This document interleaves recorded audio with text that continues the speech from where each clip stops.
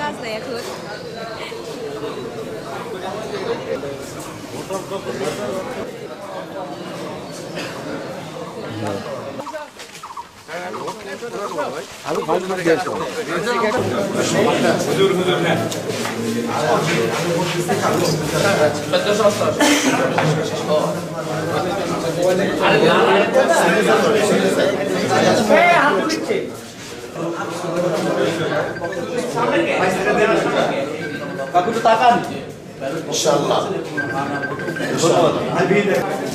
মানে 25 বছর পরে আমি প্রথম আমার ভোট দেওয়ার সৌভাগ্য হলো।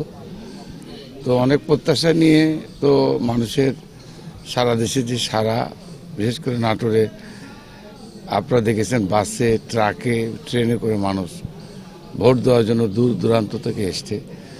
আমি আশা করি তাদের যে প্রত্যাশা, যে আকাঙ্ক্ষা, মানুষের যে পূরণ হোক, মানুষের আকাঙ্ক্ষা, এটাই আমরা আশা করি। কিন্তু গত সারা রাত ধরে যেটা দেখলাম, যারা আদর্শের কথা বলে, ইসলামের কথা বলে, সত্যের কথা বলে, ন্যায়ের কথা যারা বলে, তারা যে ধরনের ঘটনা সারা রাত ধরে বিভিন্ন চ্যানেলগুলোতে দেখলাম, আমি হতাশ হয়েছি। কারণ আমার কাছে মনে হয়েছে তারা আদর্শের কথা ঠিকই বলে, কিন্তু ক্ষমতা যাওয়ার জন্য তারা যে মরিয়া হয়ে উঠেছে, গতকাল সারা রাত ধরে টেলিভিশনগুলোতে যে প্রচারগুলো করেছে, এটা খুবই দুঃখজনক।